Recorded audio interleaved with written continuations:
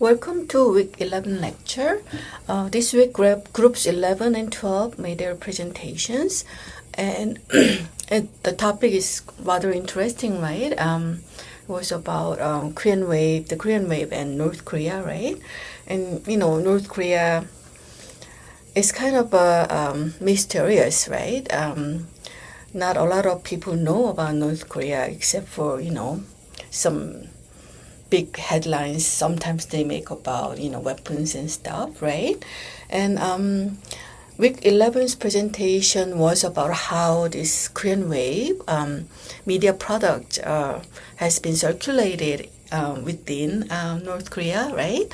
And Group 12's the presentation and the reading kind of approached this issue from a different angle, right? So instead of focusing on how media spreads within North Korea, Group 12's presentation examined how South Korean news media talks about the Korean wave, Hallyu, in relation to North Korea, right?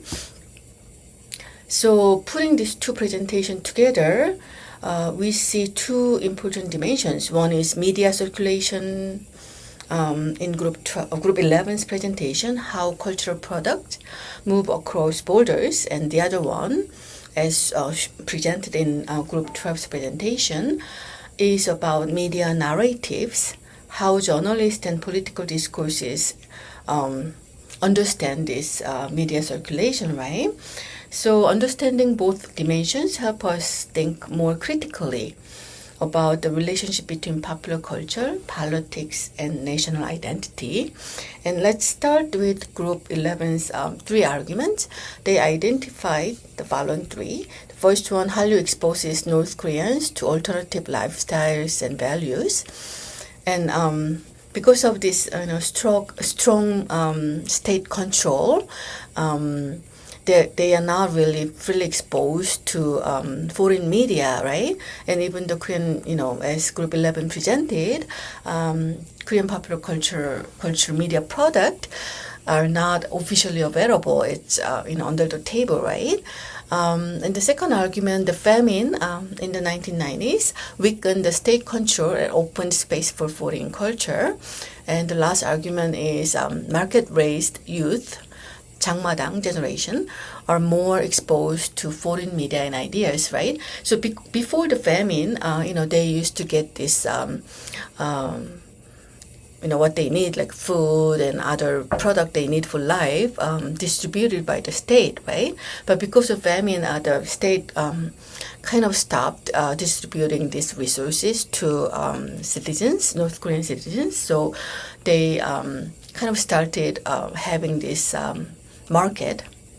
It's called 장마당. 장 means outdoor market, right? So this 장마당 kind of appeared. At the beginning was not approved by the states, but later on, the state kind of approved and get the people selling the stuff in 장마당, they have to pay rent to the state, right? But anyways, through this 장마당, it's more like a capitalist kind of market, right? It's not controlled by the state. It's not distribution of the resources by the state, right? So this has been, 장마당 has been, working up to date, right? And through 장마당, South Korean media product has been circulated, and in fact, consuming South Korean drama is illegal in North Korea, right? And they made connections to the course readings about the discursive construction of Hallyu and cultural product and transnational culture and cultural proximity. They link to these concepts and previous readings too. And discussion questions, right? Here, the first one, could the 장마당 generation, the generation who really didn't experience any state distribution of resource, right, eventually weaken state cultural control, right? The answer is possibly, maybe, but very slowly, right? Exposure to foreign media may change how younger people in North Korea think about their own society. their own lifestyle and, what kind of opportunities in life they have, right? But this kind of cultural influence usually leads to gradual social change, nothing immediate political change, right? So it is possible, but very slowly, and we are not really for sure that it will. Definitely, the answer is definitely yes, but there's a possibility, right? And the second question: what does Hallyu spread through illegal channels reveal about the power of popular culture, right? I mean, it's an interesting question to ask, right? And it still spread in terms of although the North Korean government strict control, right? They don't want North Koreans to be exposed to South Korean media like dramas, right? Because it shows different lifestyles, then they may compare with their own lifestyles, and South Korean lifestyle may look better than North Korean lifestyle. Then the government control may be weakened, right? That's why they strictly prohibit North Koreans from watching Korean dramas, right? But still, it spreads, right? So even when government restrict media, cultural content can still circulate through informal networks and personal sharing and and so on, right? So this example show that popular culture often spread beyond official media systems, right? And that is the power of popular culture, right? And so I just want to touch on this, the issue of cultural change without political change, right? So as Group 11 discussed, South Korean media shows a very different lifestyle to North Korean people, right? So this, images of South Korean lifestyle, though cannot really directly change the political system, right? Even though North Korean, audience, they like these South Korean lifestyles portrayed in South Korean dramas, it's not gonna just change their political system, right? But they can change how people imagine their future and compare different ways of living in both countries, right?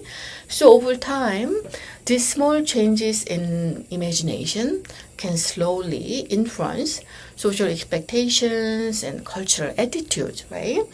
And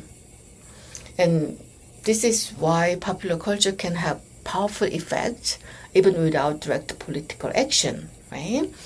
So it's not direct.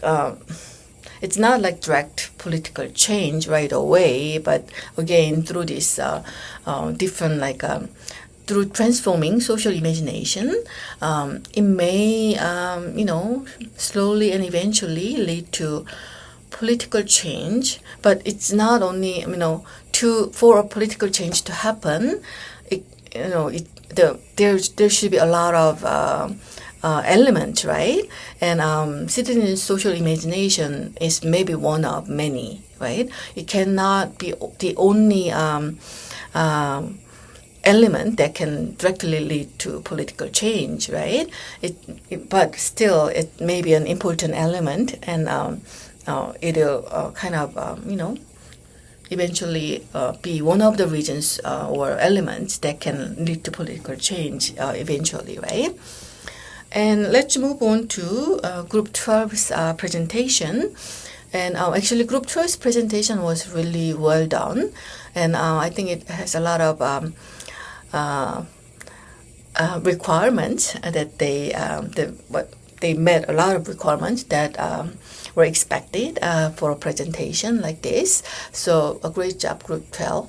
And there are three arguments. The first one, Hallyu is framed as exposing North Koreans to freedom and modern life, framed by the South Korean journalist, right, and media. And second argument, pop culture is portrayed as a soft power tool for influencing North Korea. And the third argument, media narratives position South Korea as more, superior, and North Korea is backward. So they made connections to other course readings. They relate their presentation, their argument to the other reading, Hallyu creates alternative imaginings of life, and also they link their presentation to transnational proximity concept, and also In and One's reading as well, article as well. The key point, like a Korean media carries regional cultural prestige, and the discussion questions here. Also, good discussion questions they raised.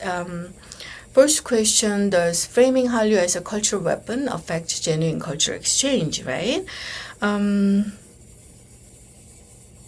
But if, pop culture is framed mainly as a political tool for influencing another country, it may reduce trust and make a cultural exchange more difficult, right?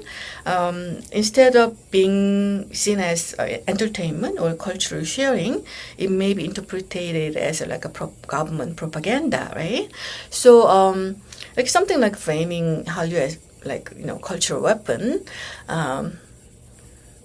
may have a negative influence on genuine cultural exchange, right? And also for in terms of South Korean media and North Korean media and South Korean popular culture, if that can serve as cultural exchange, the word exchange means that South Korean people also need to consume North Korean media, right? Isn't that the definition of exchange? You have to kind of consume each other's media product. But if just North Koreans consume South Korean media, it's very difficult to happen any exchange. I mean, any true meaning of exchange can happen. That is very difficult to happen, right? So not only framing South Korean popular culture as something more entertainment, right? That's not gonna lead to cultural exchange unless South Korean people kind of consume North Korean media, or they can. But the North Korean media is not readily available, right? That's one of the reasons why South Koreans really don't usually consume North Korean media. You cannot really see like North Korean media product on, for example, on YouTube, right? And even though it's not available for North Koreans, they kind of found a way to find South Korean media product, right? Like through black market and so on, right?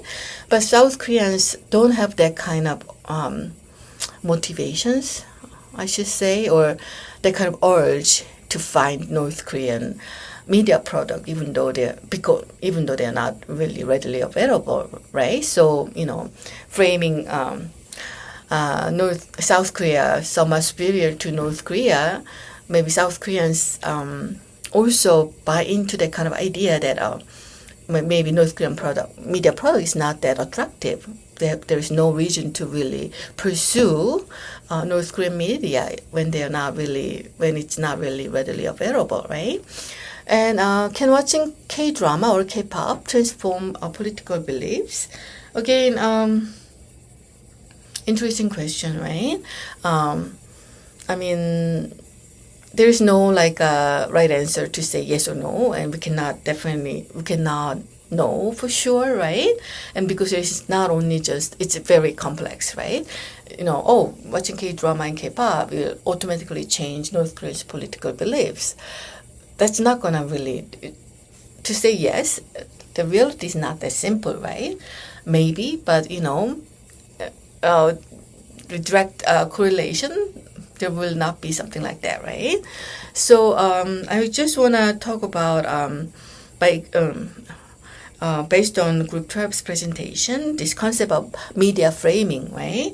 So media framing refers to how journalists present information in ways that shape how audience interpret the event, right?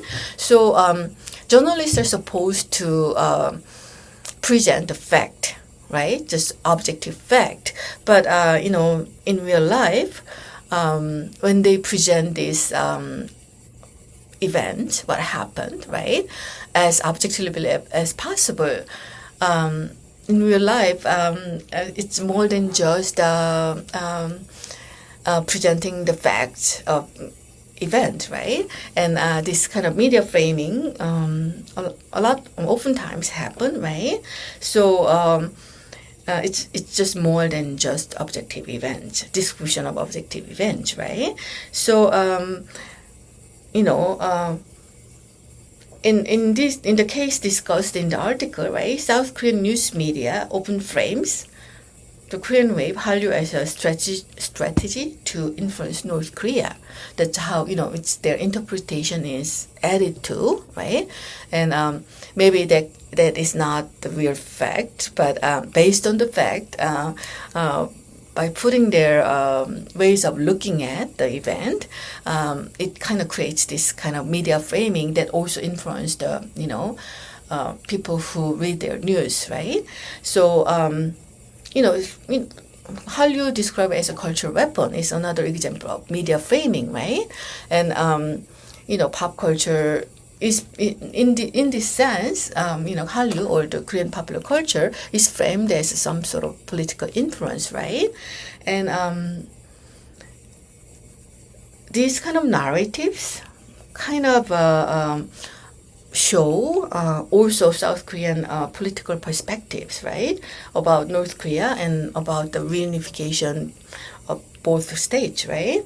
And I also want to briefly talk about audience agency, right?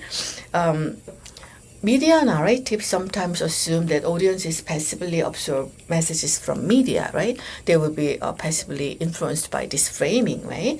But however, the media studies research shows that audiences interpret media in many different ways, right? There's not only one way of understanding the media news, right?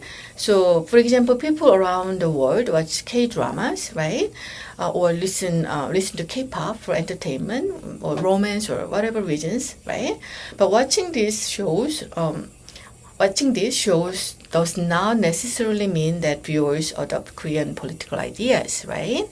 And that's because the audiences actively understand media based on their own experiences and social context, right? So it's not like even though something has a media product has political message, oftentimes it may not have any political message, right? But people see that it may have political message.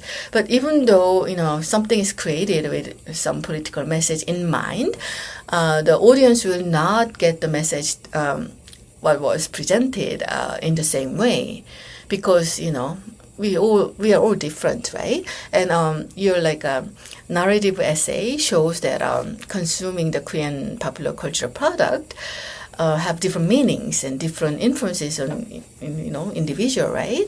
So we are not really passively consuming media product. We are actively interpret the media product, right?